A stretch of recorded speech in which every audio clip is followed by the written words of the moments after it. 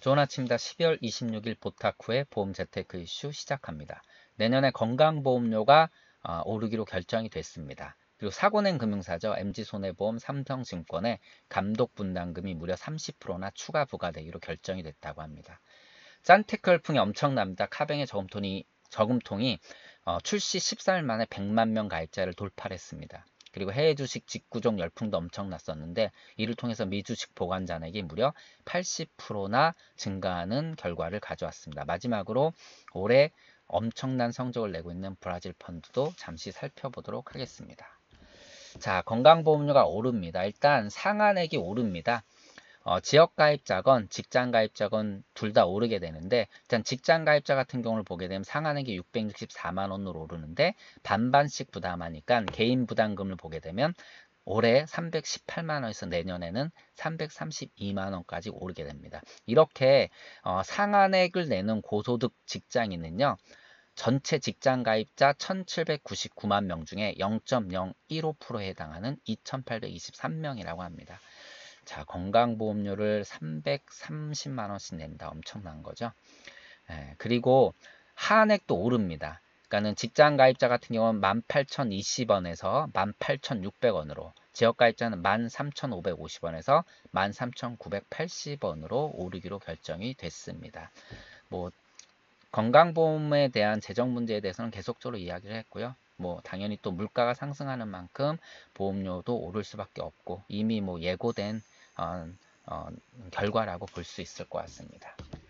그리고 MG손해보험이랑 삼성증권 같은 경우는 뭐 다 아시다시피 112조 원에 해당하는 배당오류 사고 냈었고요. MG손해보험 같은 건 재무 건전성이 악화돼서 RBC 비율이 악화가 돼서 결국은 금감원으로부터 경영 전반에 대한 실태 평가를 받았습니다. 그런데 이렇게 사건을 조사하는 데 필요한 어떤 비용들이 해당 연도 업권 내 상위 0.1%에 해당하면은요. 추가 부담금을 추가로 부과할 수밖에 없는 그러한 법안이 있다라는 것이죠. 그래서 30%를 추가 부과하기로 결정을 했고요. 삼성증권 같은 경우는 50억을 더 내야 될 수도 있다라고 합니다. 자, 재택 관련 기사 보도록 하겠습니다. 카뱅 저금통 지난번에 한번 소개를 시켜드렸죠. 잔액이 1,000원 미만이 되면 자동으로 저금통에 우리가 그냥 잔돈을 넣듯이 모바일 저금통으로 들어가는 겁니다.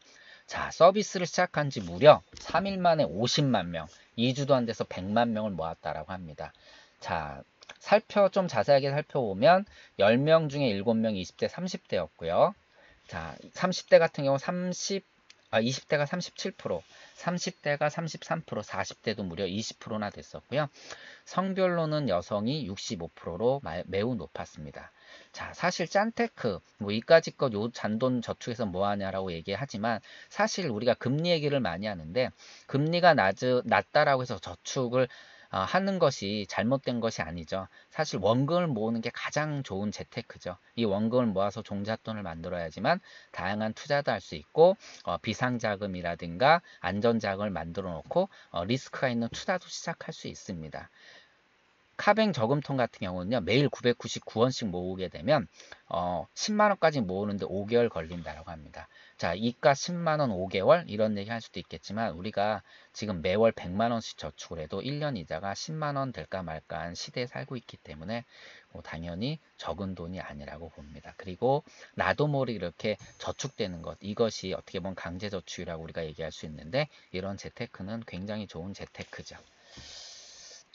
특히 이제 이러한 뭐 카카오뱅크 이런 얘기 나오면 카카오페이라든가 네이버 파이낸셜, 뭐 뱅크, 토스, 뭐 이런 뭐 페이코라든가 이런 걸 얘기하시는데 이런 플랫폼들을 갖고 있는 핀테크 기업의 이제 보험 쪽의 시장 진출에 대해서는 매우 좀 두려움을 가질 정도로 그들이 엄청난 속도를 내고 있습니다. 뭐 당연히 지회를 설립하고 서서히 이제 뭐 미니 보험들을 팔기 시작하면서 가입자들을 모으고 있고요. 더 중요한 거는 이미 많은 고객들을 확보하고 있다는 게 매우 중요한 거고 또 그들이 젊은 세대층 앞으로 어떻게 보면 밀레니얼 세대죠. 이러한 세대들이 앞으로 보험 시장에 이제 어떤 구매자로서 진출할 때 이들의 성향이라든가 이들의 정보를 얼마나 갖고 있느냐가 시장에 굉장히 큰 파급 효과를 가져올 것으로 보입니다.